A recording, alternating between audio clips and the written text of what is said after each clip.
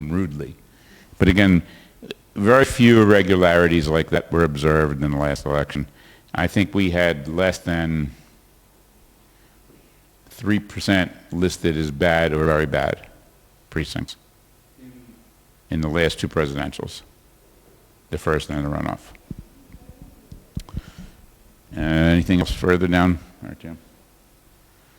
Again, same thing, details. If there's something that's worth reporting, report it, because we do like to read that stuff. And again, what is the general conduct of the polling station?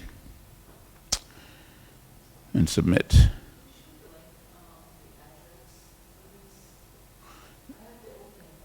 It's the same, it's all the same address.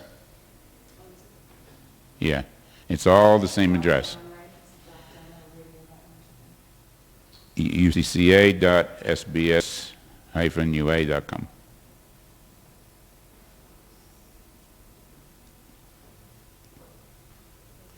Then you just choose the form.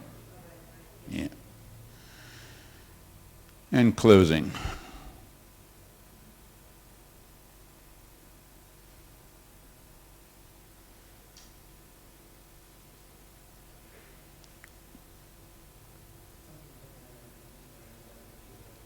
A little slow, yeah? Again, choosing your station, your name, organization. Again, you need to be in your station by 8 o'clock. So I do suggest the same thing you did in the morning, you do in the evening. You pick a station that you're going to close at and do an observation there at 7:30 and do it as an observation and then close. It is important, this is nice weather, so it's not going to be so cold. Like these schools can get very cold at night, especially when we have winter elections. But it can be a long night. A lot of the PECs do have coffee and tea and they'll offer it to you. I see nothing wrong with that. Obviously, alcohol is off limits during election day. You should have some supplies with you. If you want tea or you want something to keep you awake or Coke, whatever you like, some snacks, because it can be a long evening. So you need to be prepared and you need to get that stuff before you go into the station, because otherwise you're not going to get it. Important to remember. So number of voters registered, number of voters who voted. This helps you do the math. All right? Next. The same questions about accessibility, etc., campaign materials, how many members of the PEC, representatives, same information. Here's some specific information for the closing. Next item. Were voters waiting inside the station at 2000? Were they allowed to vote? Were they outside? Were they allowed to vote? When did the station close? Were the proper steps completed before the ballot boxes were open? Again, they should count the foils. They should destroy the unused ballots. They should put them away, along with all the material that they have. Then they should open the ballot boxes. They should start with the mobile boxes and then go to the urns. Were the seals attacked? Were there control sheets?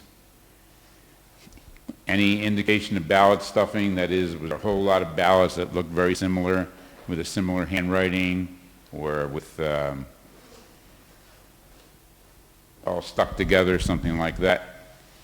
Was the choice of every ballot announced aloud? They are supposed to take the ballot, read the name, and turn it around and show it to you. They frequently don't do that. The voters whoever the person voted for. So they should look at it, Domenico, turn it around and show it to you. But again, sometimes they're going much faster than that. You got to decide. Maybe they're just very efficient. Were observers allowed to closely observe? You are technically allowed to be as close as 1 meter to the workers. where the validity of contested ballots is determined reasonably. They should, by consensus, determine if a ballot is spoiled or not.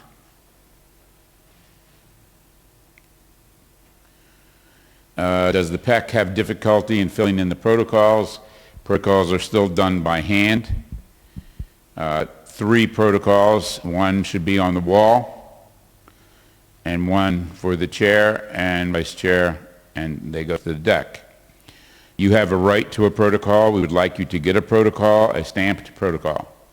So there's nothing wrong with them Xeroxing a copy of the handwritten protocol and giving you a stamped copy. That's fine too. Basically, if they are well organized, they'll start to do this work right away, because it's like, they should have monks from monasteries to do this scribbling. And so we do like you to get a protocol if you can. Again, any irregularities, you should report them. Details and comments, and then a closing evaluation. Any questions on the closing form? Again, I just want to reiterate, we probably all have some preference for who we think, or which political party. I'll be honest with you, I almost deliberately don't pay attention. I did today take notice of the billboards coming into town, because it's amusing to see who's active and who's not. But I almost deliberately don't pay attention, because as observers, whatever preference we do have, we've got to put that completely aside. And we're not here for anybody. We're here for the country. We're here for the citizens' right to a fair, free, and transparent election, which is what this country desperately has to have. I did notice, you do see the media landscape, you do see the advertisements, so it is a pretty active election. This is pretty serious business here. Politics is very serious in this country. I did find it interesting that some of the political parties, candidates, or faces are now wearing beards. I don't know if they're trying to disguise themselves from the past, or it's just trendy.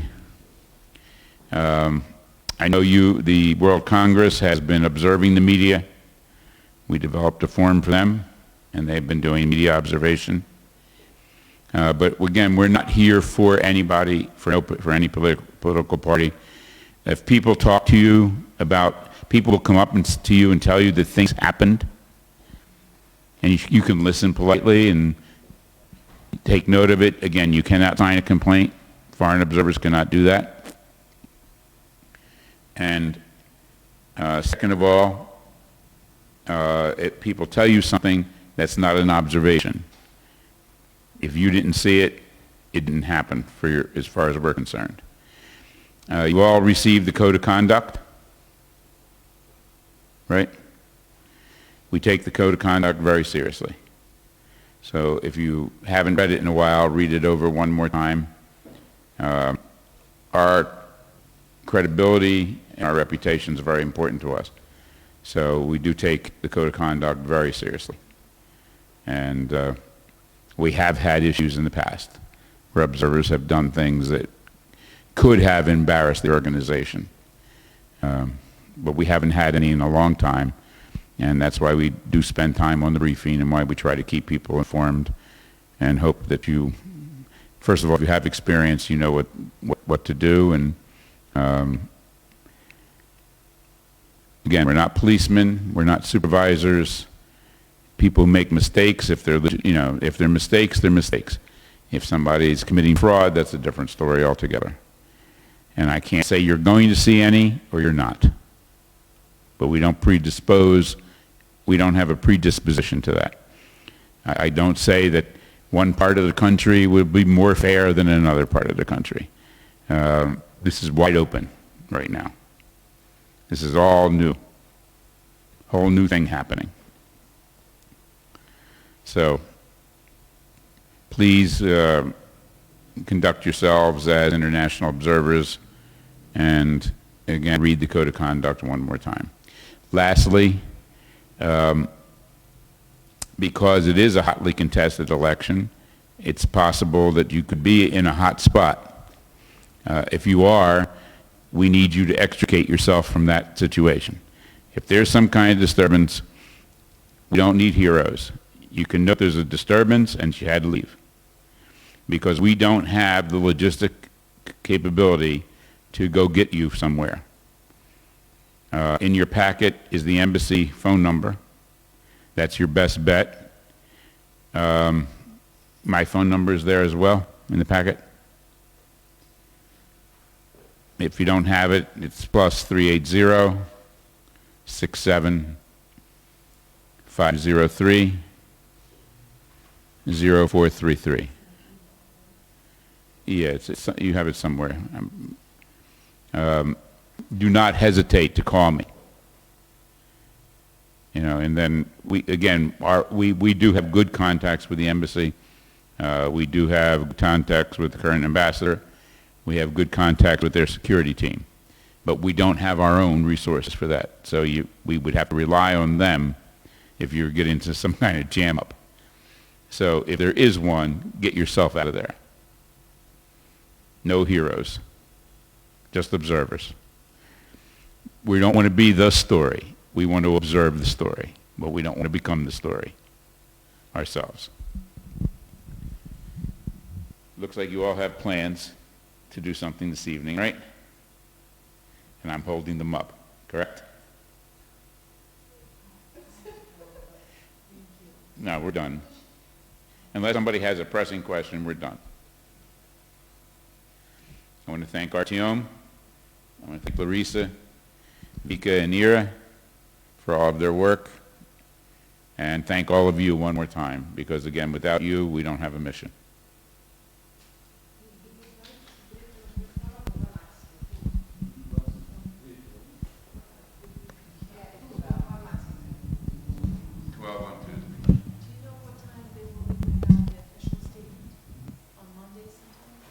Usually they try to get it out by noon on Monday. Yeah, preliminary statement. And I think, if my recollection is correct, both organizations did separate statements, but they worked on them together. Because they analyzed their data too. Yeah.